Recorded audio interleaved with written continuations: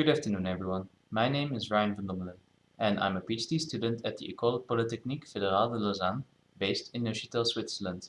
And today, here at the IEEE Sensors 2020 conference, I will be presenting our work on the development and analysis of our 3D printed soft mechanical sensors.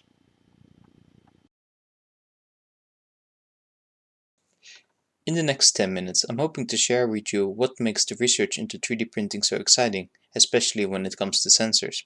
For this, I will give you a little bit of background exactly as to why we are motivated into doing this kind of research.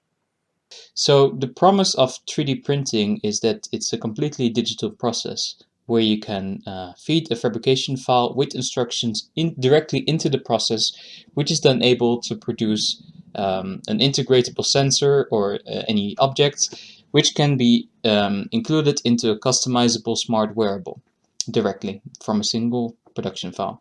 And the advantages of these are of course many, but here to list a few is that the object can be customized on the fly by just tinkering with the fabrication file, and also is possible to print conformably onto any shape. It is possible to integrate sensing directly into the object instead of adding it afterwards. The objects produced are highly reproducible due to the automation and the reduction of errors, as well as there being minimal waste as the process is a bottom-up manufacturing method. However, of course, there are still some limitations to this approach in the fact that the material choice is limited by the process, the additive manufacturing process that we choose, and the throughput doesn't come close to batch production or standard manufacturing. Also, the resolution, so at this stage, is quite higher than what we are expecting or what we are used to from microengineering perspectives. So there have been some attempts at fully 3D printing sensors so far. However, a lot of them have some limitations, such as this one, which is not soft. This one, which is 3D printed, but the body is not fabricated by printing, but by casting. And there have been some attempts at 3D printing, but they are either limited in their scope or limited in the materials that they're using, or they are designed for very specific goals in mind. So what we wanted to do with this research is to look at the fully integrated sensors and really see what we need to do to target the large range of human motions that exist. So from vigorous motions of the limbs and the hands to the more subtle motions of people's faces, for example. And so in literature we found that basically the most suitable low power mechanical transduction principles for these are the piezoresistive, capacitive, and triboelectric transduction principles. Now for our research we limited ourselves to the first two, as the triboelectric sensor is a lot more complex to produce and harder to compare to the previous two. So actually what our research question is in this case is like, what kind of transduction mechanisms, if we want to record human motion, are the most suitable for fully 3D printed soft mechanical sensors? Now, to answer this question, we decided to realize some sensors to test this. And so our sensors we printed using 3D printing, a 3D printing method called direct ink writing. We used for this a Regenu printing system, which is pressure driven. And after deposition, we thermally cured the inks in an oven.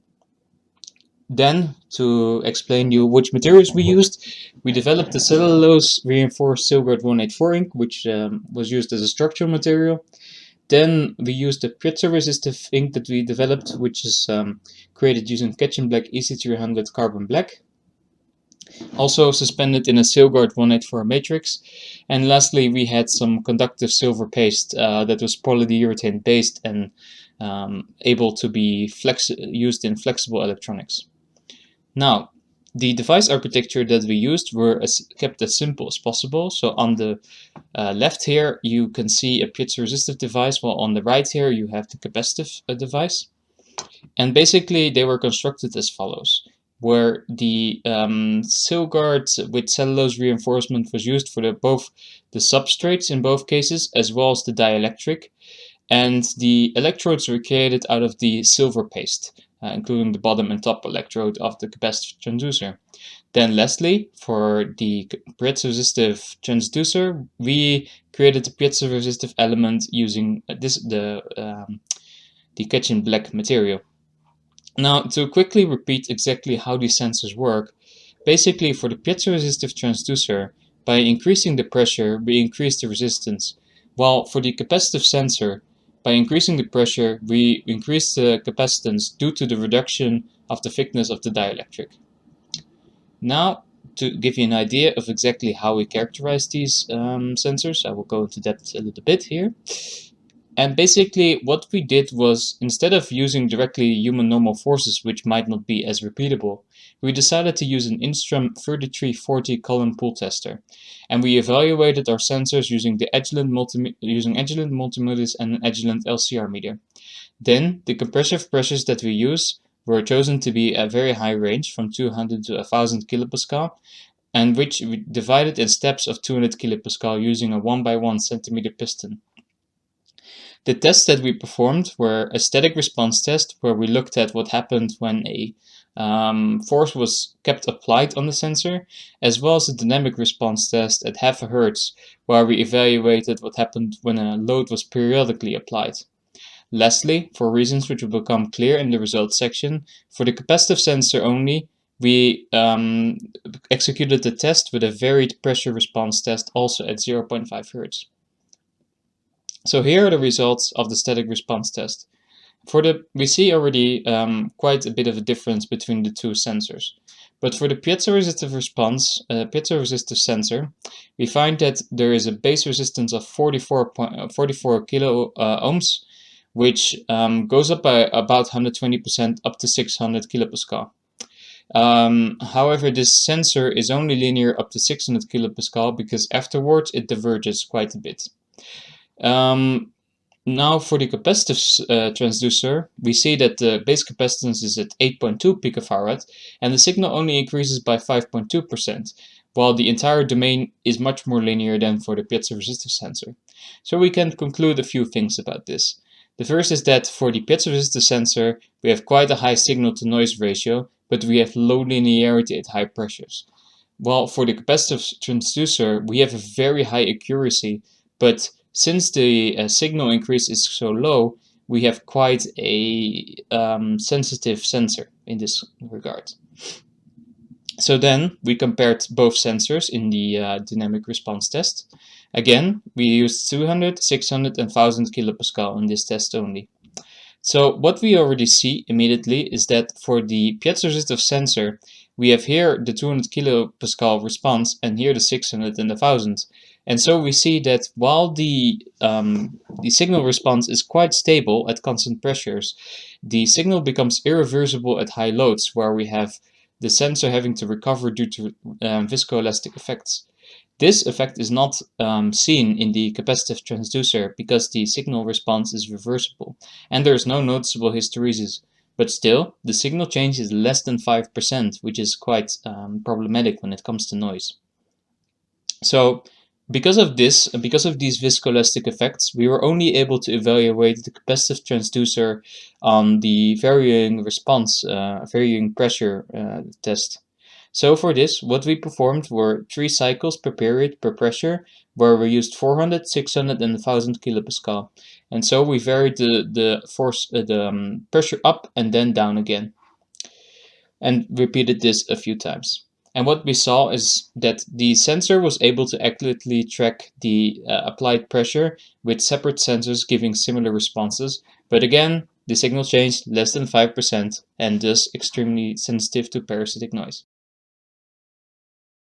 And now I would like to end the presentation with some of the conclusions that we are able to draw from this work. So basically what we've demonstrated is that we can fully 3D print normal pressure sensors. And we've shown that in both static and dynamic load cases for the piezoresistive transducer, we find that it actually has a very high signal-to-noise ratio, and it can accurately detect a stable signal as long as the pressure is constant or repeatable. However, the linearity decreases at higher pressures due to the viscoelastic effect, and it's just not able to really track a varying load. For the capacitive transducer, we found that it is a high accuracy, but it's not as affected by the viscoelastic effect as the piezoresistive transducer, and does contract a varying load, but it's affected by the fact that it has a low signal-to-noise ratio, and it's therefore also quite sensitive to parasitic capacitance. So from this, we can basically conclude that the piezoresistive transducer is better suited for static load monitoring, while the capacitive transducer is better suited for dynamic load monitoring. And lastly, I would like to end with some future research directions and what we're going to look at in this project in the future. So basically, what we would like to look at is determining the detection limits of our sensors, as currently we looked at a large force range, but not really the forces necessary for touch sensing. We would then also like to integrate our sensors into wearable applications to actually test their effectiveness. And furthermore, we would like to expand our material system to produce more complex sensors. Finally, I'd like to share with you that this research is part of the project of DSense, which is all about the digital manufacturing of 3D printed wearable sensors. The funding is provided by the Swiss DETH domain in the frame of the Strategic Focus Area Advanced Manufacturing. And with that, we're at the end of my presentation. I would like to thank you for your attention, and if you have any questions, I'm more than happy to answer them during the live Q&A session that follows this presentation.